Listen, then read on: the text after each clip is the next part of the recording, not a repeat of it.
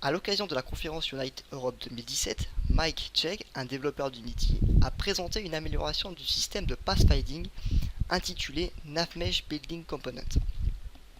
À l'heure actuelle, dans les versions d'Unity 5.6 et antérieures, il est possible de générer qu'un seul navmesh par scène. Grâce à cette nouveauté, il est désormais possible d'avoir plusieurs navmesh qui seront spécifiques à des objets.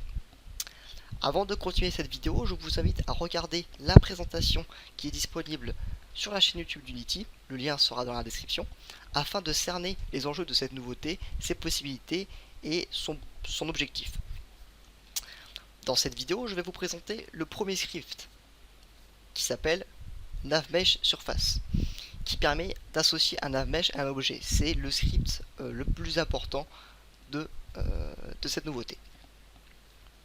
Pour installer ce component, vous avez à votre disposition dans la description deux liens. Un lien qui vous amènera vers le GitHub officiel d'Unity où vous aurez la dernière version du component. Et dans le deuxième lien, il s'agit de mon GitHub personnel où j'ai fait une sauvegarde de la version que j'utilise dans ce tutoriel afin qu'il n'y ait pas de problème par exemple, si vous utilisez une version plus récente du component par rapport à la vidéo, il y aura sûrement des modifications, des petits problèmes par-ci par-là. Donc voilà, c'est pour que vous ayez la même version que moi.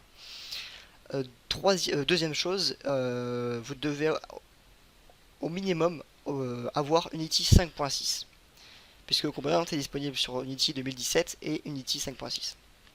Donc pour le télécharger, c'est très simple. Vous vous rendez sur un des deux GitHub, vous cliquez sur Clone or Download, vous le téléchargez au format zip ou dans le bureau si vous connaissez GitHub, mais si vous ne connaissez pas, voilà, téléchargez au format zip. Une fois que vous l'avez, il suffit de l'extraire. Il suffit de l'extraire et de récupérer l'archive. Une fois que vous avez l'archive, vous devez obtenir un fichier qui ressemble à ça. Donc un fichier Navmesh Component, non, vous devez avoir ça. Dans le fichier Navmesh Component, vous devez obtenir trois dossiers, donc asset, documentation, projet, setting. Ce qui va nous intéresser, c'est dans le fichier asset, vous rentrez dans le fichier asset, et ce qui va nous intéresser, c'est le dossier Navmesh Component. Dans ce dossier Navmesh Component, vous devez obtenir deux autres dossiers, un dossier editor, un dossier script. Donc vous prenez le dossier Navmesh Component qui se trouve dans l'asset, vous le copiez, et vous le collez dans le dossier asset de votre projet. Donc là par exemple, j'ai téléchargé mon archive, je prends mon Navmesh Component, clic droit, ouais, copier, hop, je viens dans mon dossier de projet, je vais dans le fichier asset, tac, je le colle. Donc là voilà, pour moi il est ici, Navmesh Component, avec les scripts qui vont avec. Une fois que vous avez installé ça, vous avez bien le dossier Navmesh Component dans votre dossier asset de votre projet, vous relancez Unity et l'installation s'effectue. Pour installer ce component, vous avez à votre disposition dans la description deux liens. Un lien qui vous amènera vers le GitHub officiel d'Unity où vous aurez la dernière version du component. Et dans le deuxième lien, il s'agit de mon GitHub personnel où j'ai fait une sauvegarde de la version que j'utilise dans ce tutoriel afin qu'il n'y ait pas de problème par exemple, si vous utilisez une version plus récente du component par rapport à la vidéo, il y aura sûrement des modifications, des petits problèmes par-ci par-là. Donc voilà, c'est pour que vous ayez la même version que moi. Deuxième chose, vous devez au minimum avoir Unity 5.6, puisque le component est disponible sur Unity 2017 et Unity 5.6. Donc pour le télécharger, c'est très simple. Vous vous rendez sur un des deux GitHub, vous cliquez sur Clone or Download, vous le téléchargez au format zip ou dans le bureau si vous connaissez GitHub, mais si vous ne connaissez pas, voilà, téléchargez au format zip. Une fois que vous l'avez, il suffit de l'extraire.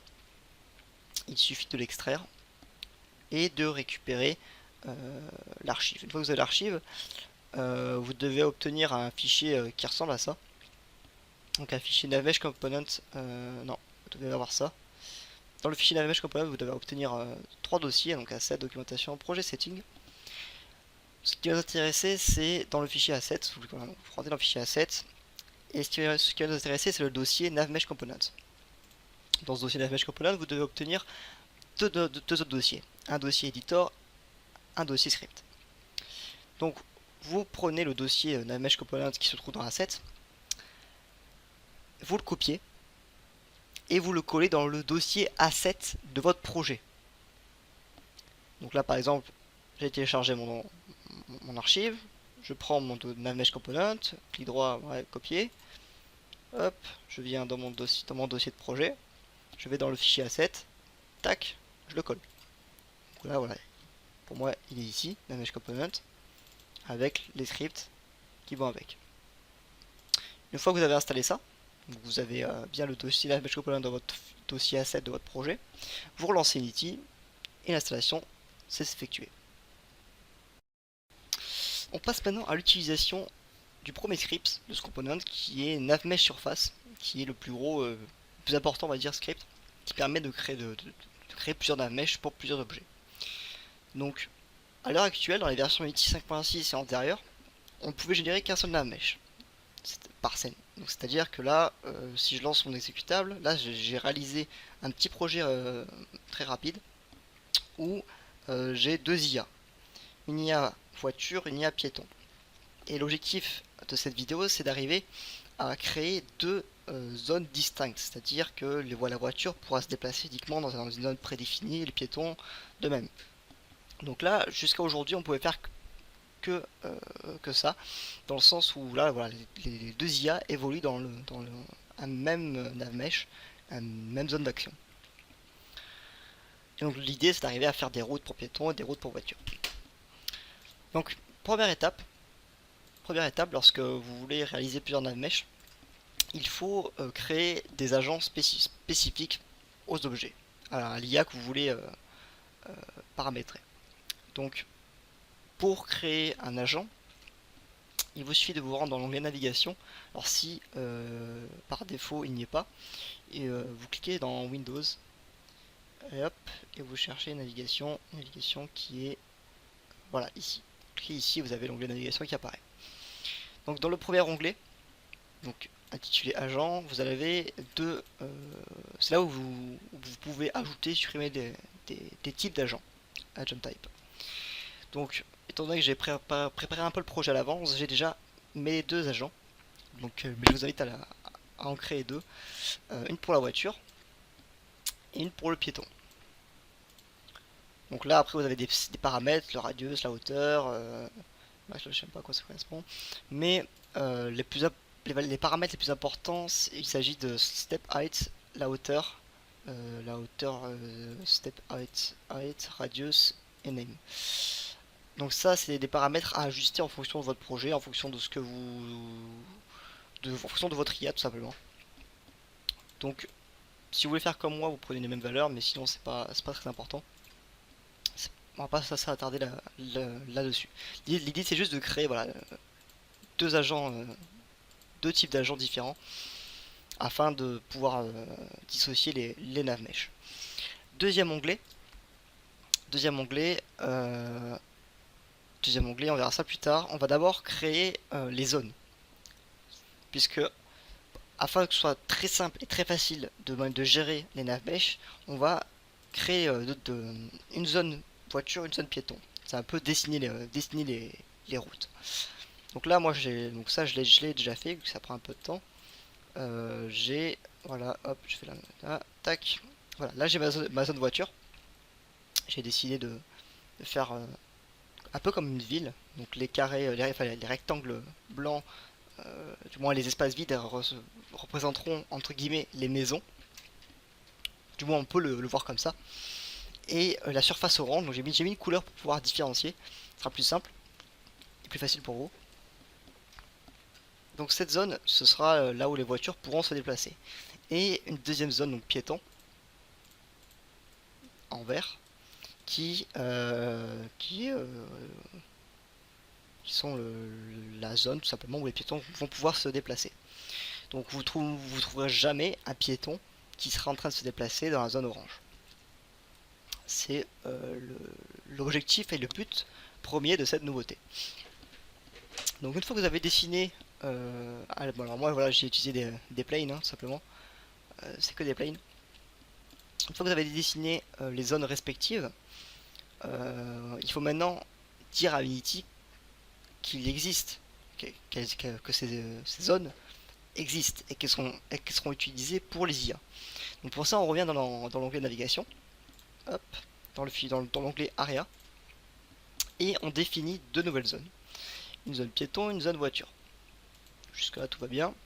Le coût, alors dans ce projet-là, on n'en a pas besoin, mais le coût, pour vous donner une idée de ce que c'est, en fait, c'est lorsque Unity va calculer le trajet, donc il utilise l'algorithme A-star, et quand il va calculer le trajet d'un point A à un point B, il va regarder les zones qui traversent. Donc, en gros, les areas qu'il va traverser et les areas qui lui sont attribués. Les deux vont ensemble. Et lorsque Unity va calculer ce trajet, il va regarder le coût de chaque zone. Et il va prendre le coût le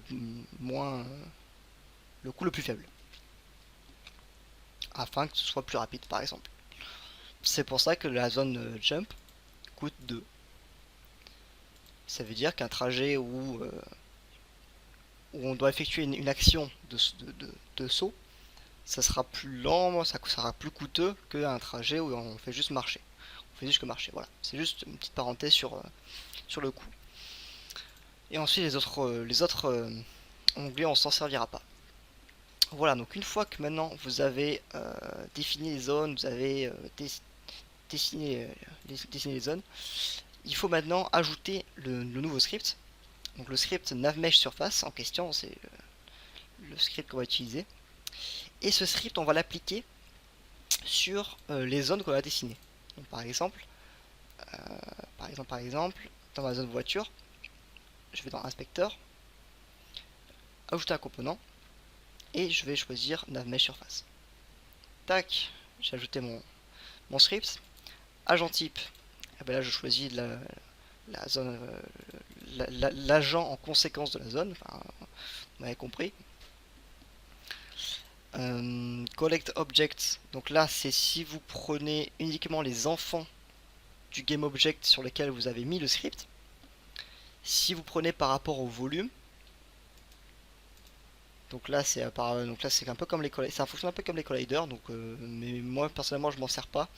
Je préfère utiliser les enfants, donc les enfants du GameObject. C'est pour ça que là j'ai créé un GameObject vide avec qui contient toutes les zones. Include layers, donc là il faut de préférence mettre everything. Par défaut, si on va dire si là après ça dépend un peu de votre projet, je peux pas vraiment vous conseiller de sélectionner ça ou ça. Ça en fonction de votre projet. Donc moi pas, comme là c'est un projet de test, un projet de prototype, je sélectionne tout. Mais après je vous invite à regarder la documentation officielle qui détaille vraiment chaque option. Use geometry. Donc là c'est soit comment ça s'appelle, le script, soit il se base sur le rendu de chaque objet, ou il se base sur les colliders. En gros, soit il se base sur la forme du rendu de l'objet, ou soit il se base sur la forme du collider. Donc si vous avez un collider qui est différent du rendu du cube, enfin, si vous avez un cube et que ce cube il a une texture spéciale, soit le script va se baser sur la texture du cube, soit il va se baser sur son collider.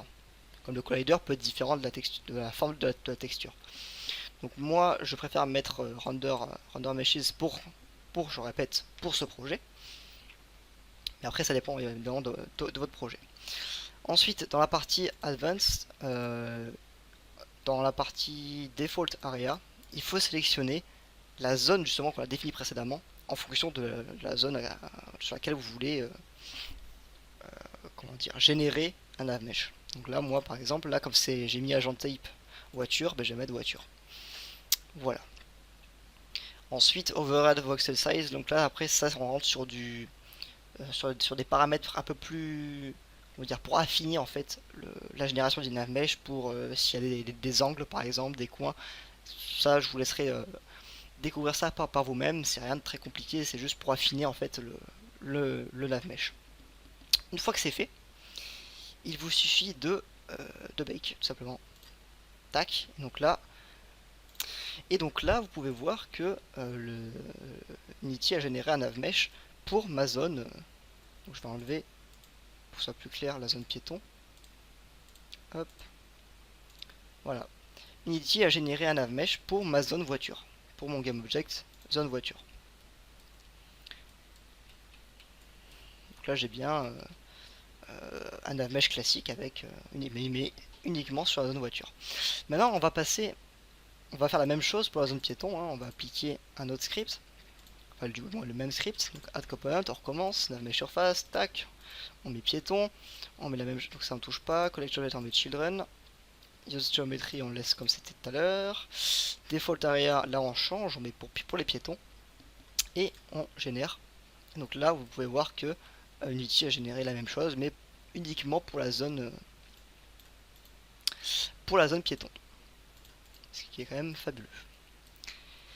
Ensuite, maintenant on va se rendre dans les IA afin de dire à l'IA en fait, bah, toi tu vas uniquement sur cette zone. Toi tu as le droit de marcher que sur la zone qui s'appelle zone piéton. Pareil pour la voiture. Donc pour ça c'est très simple, on se rend donc dans notre IA. Voilà, hop, donc là j'ai mes IA. Donc là par exemple on va commencer par les voitures. Hop, je sélectionne, donc là pour l'instant j'en ai ici donc je peux les supprimer, hein. Mais hop, j'ai 3 voitures, je sélectionne mes 3 voitures, je vais dans l'inspecteur, et dans l'inspecteur, je me rends dans le component navmesh agent, et je choisis donc agent type, je vérifie bien que j'ai bien choisi voiture, donc qui correspond à l'agent que j'ai créé précédemment. Donc là après tous les paramètres, bien sûr c'est en fonction du projet. Et on n'oublie pas, dans pathfinding, area mask, donc là en gros c'est quelle zone l'IA doit se déplacer, donc là on sélectionne bien la zone voiture. Et hop, j'ai mis nothing, voiture, tac, on met voiture. Donc après vous pouvez sélectionner plusieurs zones, hein, bien sûr, hein. Vous pouvez dire la voiture elle peut aller, enfin l'IA voiture peut aller dans la zone voiture, mais elle peut également aller dans la zone je m'embrouille un peu, excusez-moi.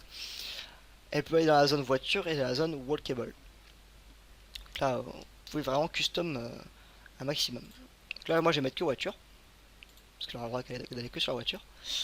Et une fois que c'est fait pour la voiture, on va se rendre pour les piétons. Tac, on fait la même chose, on sélectionne les piétons, inspecteur, navmesh agent, tac, agent type, on vérifie bien que c'est piéton, c'est bon. Et area mask, on vérifie bien que c'est piéton, c'est bon. Et normalement, si tout va bien, lorsque j'exécute mon petit code, les piétons se déplacent uniquement dans la partie verte et les voitures uniquement dans la partie jaune, orange plutôt.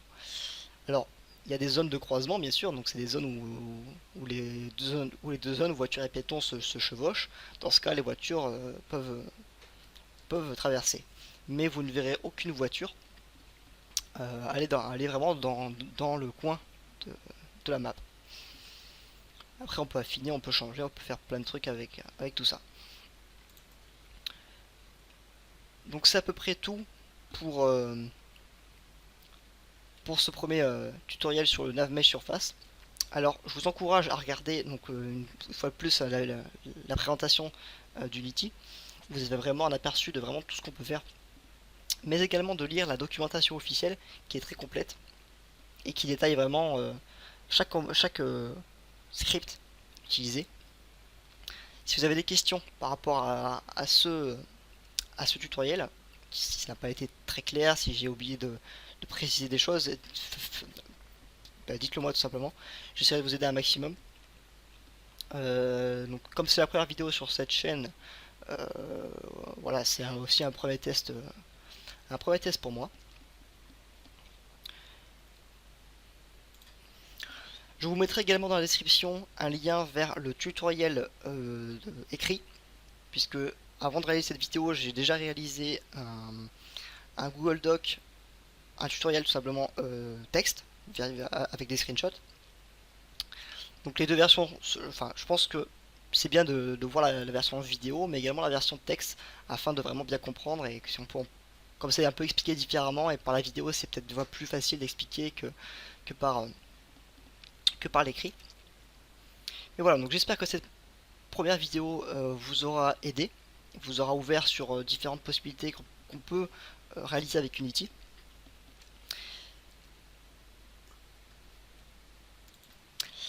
Merci d'avoir regardé cette vidéo, j'espère qu'il vous a plu. Sur ce, je vous dis à une prochaine fois pour une prochaine vidéo. Et à bientôt pour un autre tutoriel.